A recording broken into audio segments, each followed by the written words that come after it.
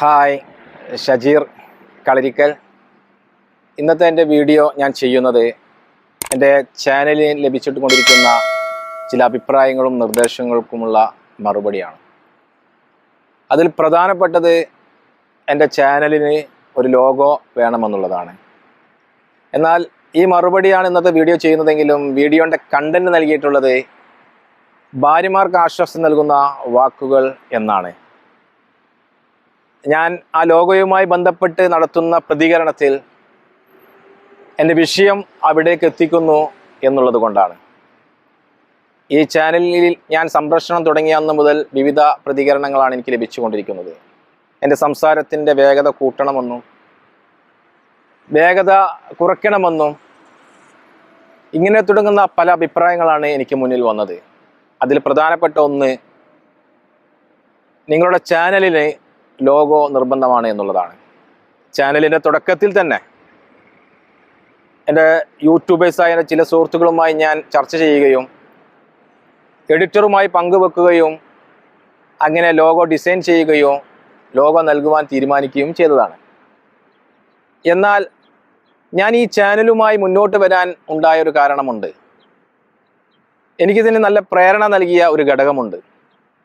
ഇതിന് നല്ല സപ്പോർട്ടും പിന്തുണയും ഒരു മോട്ടിവേറ്റും എനിക്ക് നൽകിയ ഒന്ന് എൻ്റെ ഭാര്യയാണ് എന്നുള്ളതാണ്. അതുകൊണ്ട് ഞാൻ ആദ്യമായി എൻ്റെ ചാനൽ സംപ്രേഷണം തുടങ്ങുമ്പോൾ ഞാൻ UAE-ലും അവൾ കേരളത്തിലുമാണുള്ളത്. അതുകൊണ്ട് പിന്നീട് നമ്മൾ ഈ ചാനലിലെ സംപ്രേഷണത്തിന് ശേഷം കണ്ടുമുട്ടിയിട്ടില്ല.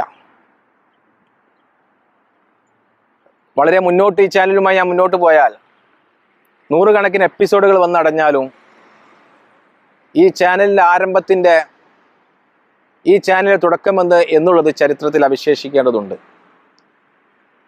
അതുകൊണ്ട് എൻ്റെ ചാനലിൻ്റെ ലോഗോ പ്രകാശനം എൻ്റെ ഭാര്യയിൽ നിന്ന് ഏറ്റുവാങ്ങിക്കൊണ്ട് നിർവഹിക്കാനാണ് ഞാൻ ആഗ്രഹിക്കുന്നത്.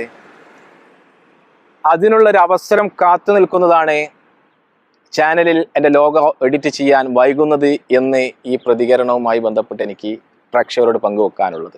നമുക്കറിയാം, നമ്മുടെ ജീവിതത്തിൽ നല്ല കാലങ്ങളും ചീത്തകാലങ്ങളും മോശപ്പെട്ട സാഹചര്യങ്ങളും പ്രതിസന്ധികളും എല്ലാം കടന്നു പോകും. അത് പലരുടെയും ജീവിത അനുഭവമാണ്.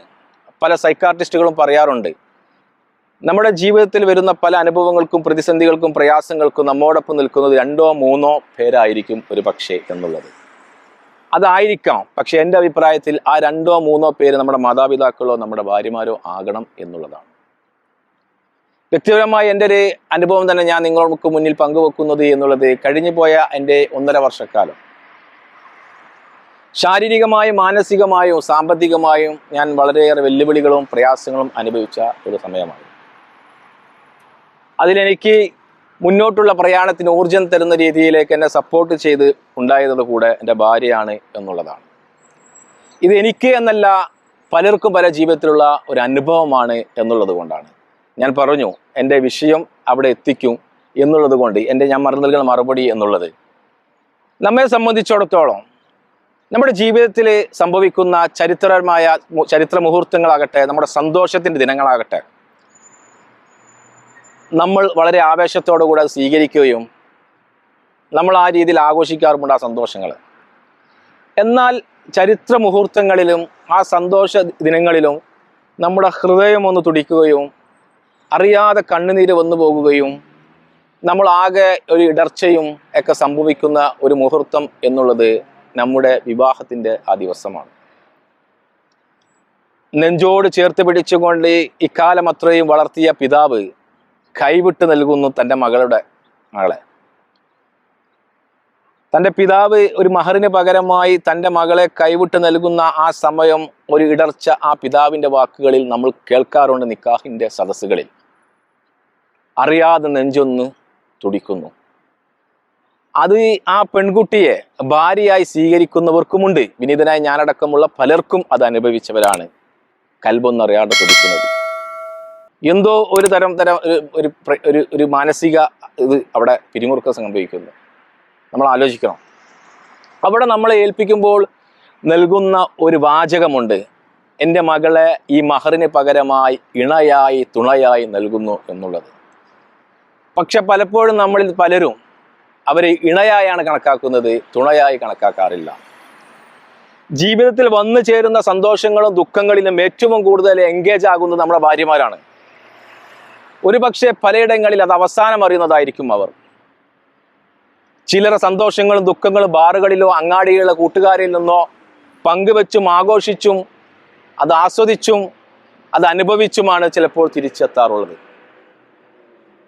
ലോകത്ത് മുഴുവൻ ആളുകളും നമ്മുടെ പരാജയത്തിന് ആഗ്രഹിക്കുമ്പോൾ നമ്മുടെ വിജയം മാത്രം ആഗ്രഹിച്ചുകൊണ്ട് നമ്മുടെ കൂടെ കട്ടക്ക് നിൽക്കുന്നത് ലോകത്ത് നമ്മുടെ ഭാര്യ ആയിരിക്കുന്നുള്ളത് നമ്മൾ മനസ്സിലാക്കേണ്ടതുണ്ട്. നമ്മൾ മുന്നോട്ട് വെക്കുന്ന നമ്മുടെ ജീവിതത്തിൻ്റെ സ്വപ്നങ്ങളും പ്രതീക്ഷകളിലും പ്രയാണങ്ങളിലും കഠിനാധ്വാനവുമായി നമ്മോടൊപ്പം നിഴലായി നിൽക്കുന്നത് നമ്മുടെ ഭാര്യയാണെന്നുള്ളത് നമ്മൾ ഓർക്കേണ്ടതുണ്ട്. നമ്മുടെ ഇണയെ സംതൃപ്തിപ്പെടുത്താൻ, നല്ല ഭാര്യക്ക് നമ്മളെ ഭാര്യയെ സംതൃപ്തിപ്പെടുത്താൻ ഇന്ന് പല സപ്ലിമെന്റ്സുകൾ നമ്മുടെ മുന്നിലേക്ക് വന്നുകൊണ്ടിരിക്കുന്ന കാലമാണ്. പല പേരുകളായിട്ടും അത് ഇന്ന് ഈ സോഷ്യൽ മീഡിയയിൽ വൈറലായിക്കൊണ്ടിരിക്കുകയാണ്. നമ്മളെ സംബന്ധിച്ചിടത്തോളം സെക്സ് എന്നുള്ളത് ഭാര്യ ഭർത്താക്കന്മാരുടെ ദാമ്പത്തിക ജീവിതത്തിലെ സ്നേഹബന്ധങ്ങൾക്ക് ആഴം കൂട്ടുന്ന ഒരു നിർണായക ഒന്നാണെങ്കിലും അത് ഒരു ശരീരത്തിനും ആരോഗ്യത്തിനും എനർജി കിട്ടുന്ന ഏതെങ്കിലും സപ്ലിമെന്റ്സ് കഴിച്ചിട്ട് ഉണ്ടാകുന്ന സെക്സിലൂടെയല്ല. രണ്ട് ശരീരം ഒരു മനസ്സായി മാറിക്കൊണ്ട് മനസ്സുകൾ പരസ്പരം ലയിച്ചുകൊണ്ട് ആ ലയനത്തിലൂടെ നാം ഈ സെക്സിൽ ഏർപ്പെടുന്ന സംതൃപ്തിയാണ് ഒരു ഭാര്യയ്ക്ക് നമുക്ക് നൽകാൻ പറ്റുന്ന ഏറ്റവും വലിയ സംതൃപ്തി എന്നുള്ളതും ഈ ഒരു സന്ദർഭത്തിൽ ഞാൻ ഈ വിഷയവുമായി ബന്ധപ്പെട്ട് പറയാൻ ആഗ്രഹിക്കുകയാണ്. പല ഭർത്താക്കന്മാർക്കും അവരുടെ അഭിപ്രായങ്ങൾ തേടാ എന്നുള്ളത് ദൗർബല്യമായി കാണുന്നു. നല്ല വാഹനങ്ങളും നല്ല വസ്ത്രങ്ങളും നല്ല പാർപ്പിടങ്ങളും നല്ല ജോലിയും നാം തിരഞ്ഞെടുത്ത് മുന്നേറുമ്പോൾ നമ്മൾ അഭിപ്രായം തേടേണ്ടത് ആദ്യത്തെ അവസാനത്തിൽ നമ്മുടെ ഭാര്യയോടായിരിക്കണം. നമ്മളൊന്ന് തകർന്നാൽ, നമ്മളൊന്ന് തളർന്നാൽ നമ്മളെ താങ്ങുവാൻ ഈ ലോകത്ത് മറ്റാരാണുള്ളത്? നാം മനസ്സിലാക്കേണ്ടതുണ്ട്. ലോകം മുഴുവൻ നമ്മൾ ഒറ്റപ്പെടുത്തിയാലും കുറ്റപ്പെടുത്തിയാലും തെറ്റുകാരനായി പഴിചാരിയാലും അതൊന്നും വിശ്വസിക്കാതെ നമ്മുടെ കൂടെ നമ്മുടെ കട്ടക്ക് നമ്മുടെ ഭാര്യമാർ നിൽക്കണമെന്നുണ്ടെങ്കിൽ അവരുടെ അരികിൽ 100% മാർക്ക് ലഭ്യമാക്കുന്ന ഒരു ഭർത്താവായി നമ്മൾ മാറേണ്ടതുണ്ട്. സാമൂഹിക പ്രവർത്തനത്തിൽ ഏർപ്പെടുന്ന പലരുടെയും പരാജയം അതാണ്. നാട്ടുകാർക്കിടയിലും സമൂഹത്തിനിടയിലും 100% മാർക്കുകൾ വാങ്ങിച്ച് വീട്ടിലേക്ക് മടങ്ങുമ്പോൾ ഒരു പക്ഷേ മാർക്ക് വട്ടപൂജ്യമായിരിക്കും. എന്നാൽ 100-ൽ 100 മാർക്ക് ഭാര്യമാർക്ക് മുന്നിൽ വാങ്ങാൻ സാധിച്ചിട്ടുണ്ടെങ്കിൽ നമ്മൾ മനസ്സിലാക്കുക, ആര് നമ്മെ കുറ്റപ്പെടുത്തിയാലും അവിടെ തളരാതെ നമ്മോ ചേർത്ത് പിടിച്ചുകൊണ്ട് നമ്മുടെ വരും ദിനങ്ങളിൽ നമ്മുടെ വിജയത്തിനായുള്ള ദിനരാത്രങ്ങൾക്ക് വേണ്ടി അവർ നമ്മോടൊപ്പം ഉണ്ടാകും എന്നുള്ളതാണ്. നമ്മുടെ കണ്ണുനീരുകളിൽ, നമ്മുടെ വേദനകളിൽ, നമ്മുടെ യാതനകളിൽ നമ്മോടൊപ്പം ജീവിത യാത്രയിൽ നമ്മുടെ ഭാര്യ അല്ലാണ്ട് മറ്റാരുണ്ട് കൂട്ടരെ? അതുകൊണ്ട് എൻ്റെ ഈ ഒരു വിഷയത്തെ ഞാൻ ആസ്പദമാക്കിക്കൊണ്ടു ഞാൻ നിങ്ങളോട് മോട്ടിവേറ്റ് ചെയ്യാനുണ്ടായ ഒരു കാരണം, ഞാൻ എൻ്റെ ചാനലിൻ്റെ ആമുഖത്തിൽ തന്നെ സൂചിപ്പിച്ചിരുന്നു, ഞാൻ ഇത് മുന്നോട്ട് കൊണ്ടുപോകുന്നത് ഒരു സാമൂഹിക ഉത്തരവാദിത്വം കൂടി ആയിട്ടാണ് എന്നുള്ളതാണ്. കാലം മാറിക്കൊണ്ടിരിക്കുന്നു, കോലവും മാറുന്നു. കഴിഞ്ഞ 3 വർഷം മുമ്പേ സോഷ്യൽ മീഡിയയിൽ ട്രെൻഡായി നിന്നത് നിങ്ങൾക്കറിയാം.